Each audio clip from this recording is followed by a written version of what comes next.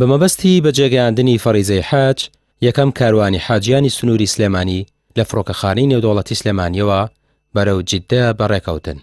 زیارەتکاران دڵخۆشن بۆ گەشتیان و دەڵێن دوعا بۆ هەموو مسلمانان دەکەین، بەتایبەت مسلمانانی زوڵم لێکراوی غەزە.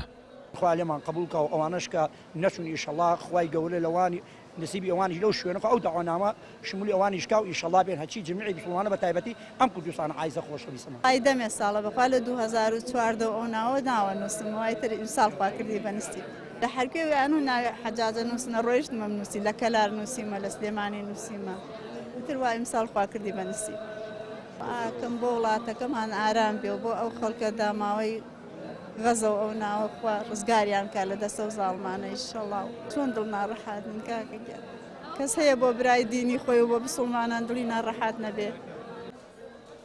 لە سلێمانی و هەڵەبجە و ئیداری ڕاپەڕین و گەرمیان ئەمساڵ 1344 کەس ناویان بۆ فەریزەی حەج گەڕاوەتەوە.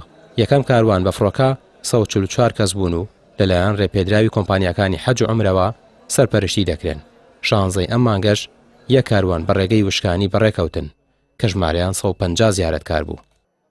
144 حاجی بەڕێکەون ئینشاءڵڵا بە ئیدارەی ڕاپەڕین و پارێزگای هەڵەبجەی شەهید و گەرمیانیشەوە لە مەتاری سلێمانی فڕۆکەخانەی نێودەوڵەتی سلێمانی 1344 هاوڵاتی ئەو گەشتیان لەبەرە و چەند قۆناغ ڕۆن پێم وابێ 9 قۆناغ.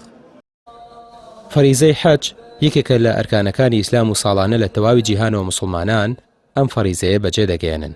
زیارەتکارانی سنووری سلێمانیش دوای چاوەڕوانیەکی زۆر بە تامەزرۆییەوە گەشتەکەیان دەست پێ کرد. ڕامیار عوسمان، کەناڵی پێام، سلێمانی.